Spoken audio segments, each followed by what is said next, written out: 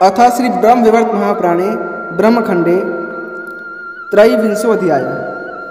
ब्रह्मा जी से सृष्टि के लिए दार परिग्रहण की प्रेरणा पाकर डरे हुए नारद का श्री संग्रह के दोष बताकर तप के लिए जाने की आज्ञा मांगी। सौती कहते हैं, सृष्टिकर्ता ब्रह्मा ने अपने सब बालकों को सृष्टि के कार्य में लगाकर नारद जी को भी सृष्टि करने के लिए प्रेरित किया।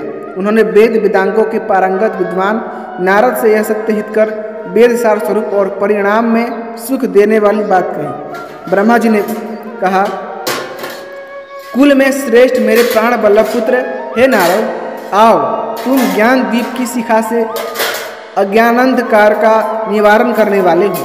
तुमसे यह बात छिपी नहीं है कि जन्मदाता पिता परम गुरु हैं। वह सभी वंदनीय पुरुषों में सबसे श्रेष्ठ हैं। विद्यादाता और मंत्रदाता दोनों समान हैं तथा पिता से भी बढ़कर है। बेटा, मैं तुम्हारा पिता हूँ, पालक, विद्यादाता एवं मंत्रदाता भी हूँ। तुम मेरी आज्ञा से मेरी ही प्रसन्नता के लिए विवाह कर लो। ब्रह्मा जी की यह बात सुनकर मुनिवर नारद के कंठ, होठ और तालु सूख गए। वे भयभीत होकर विनयपूर्वक बोले। नारद जी ने कहा, हे तात, वही पिता, वही गुरु, वही बंधु, वही पुत्र और वही मेरा ईश्वर है जो भगवान श्री कृष्ण के चरणाबिंदों में सुदृढ़ भक्ति उत्पन्न करा दे। यदि बालक अज्ञानवश कुमार्ग पर चल रहा हो तो उन्हीं को जो उस मार्ग से हटाता है वही करुणा निधान पिता है। जो श्री कृष्ण चरणों में लगी हुई भक्ति का त्याग कराकर पुत्र को दूसरे किसी विषय में लगाए वह कैसा पिता है। स्त्री संग्रह केवल दुख का कारण है, इससे सुख कहीं नहीं मिलता। वह तपस्या, स्वर्ग, भक्ति, मुक्ति एवं सत्कर्मों में विघ्न उपस्थित करने वाला। हे ब्राह्मण, मूढ़चित गृहस्थों के घरों में 3 प्रकार की स्त्रियां पाई जाती हैं, साध्वी, भोगिया और कुलटा। वे सबकी सब स्वार्थ परायणा होती हैं। साध्वी स्त्री परलोक के भय से इस लोक में अपने को यश मिलने के लोभ से तथा कामाशक्ति से भी निरंतर स्वामी की सेवा करती है। भोगिया स्त्री भोग की अभिलाषणी होती है। वह सदा केवल कामाशक्ति से ही प्रियतम पति की सेवा करती है। भोग के सिवा और किसी हेतु से वह क्षण भर भी सेवा नहीं करती। भोग्या स्त्री जब तक वस्त्र, आभूषण, संभोग तथा सुस्निग्ध एवं उत्तम आहार पाती हैं तब तक ही स्वामी के बस में रहकर प्यारी बनी रहती है।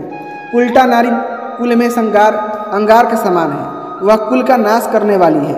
उल्टा स्त्री कपट से ही स्वामी की सेवा करती है, भक्ति से नहीं। वे अपने स्वार्थ की सिद्धि के लिए सुधा के समान मधुर वचन बोलती है। क्रोध होने पर उनके मुख से विष के समान दुसह वचन निकलता है। यदि उनकी बात पर विश्वास किया जाए सब तो सर्वनाश ही हो जाता है। उनके अभिप्राय को समझना बहुत कठिन है, केवल उनका कर्म छिपा होता है। हे सर्वज्ञ, आप सब कुछ जानते हैं क्योंकि आत्माराम पुरुषों के ईश्वर हैं। हे प्रभु, मुझ पर अनुग्रह कीजिए और अब मुझे विदा दीजिए। आप कल्प वृक्ष से भी बढ़कर हैं। मैं आपसे श्री कृष्ण भक्ति की याचना करता हूँ। ऐसा कहकर नारद जी ने पिता के चरण कमलों को पकड़कर मंगलमय तप के निमित्त जाने के लिए आज्ञा मांगी। फिर दोनों हाथ जोड़कर भक्ति भाव से मस्तक झुका ब्रह्मा जी की परिक्रमा एवं प्रणाम करके वे वहां से जाने को उद्यत हुए। इति स पिता स गुरुबंधु सह पुत्र स मधेश्वर या श्री कृष्ण पाद पद्मे दृढ़ां भक्तिं च कारयेत। इति श्री ब्रह्म विवर्त महापुराणे ब्रह्मखंडे त्रयोविंशोऽध्यायः संपूर्णम्। इसी के साथ श्री ब्रह्म विवर्त पुराण के ब्रह्मखंड के 23वां अध्याय संपूर्ण हुआ। यदि आपको भगवान श्री कृष्ण की कथाएं पसंद आ रही है तो कृपया करके वीडियो को लाइक करें, चैनल को सब्सक्राइब करें और अपने दोस्तों के साथ इसे अवश्य शेयर कीजिएगा। धन्यवाद। जय श्री नारायण, जय श्री कृष्ण, राधे राधे।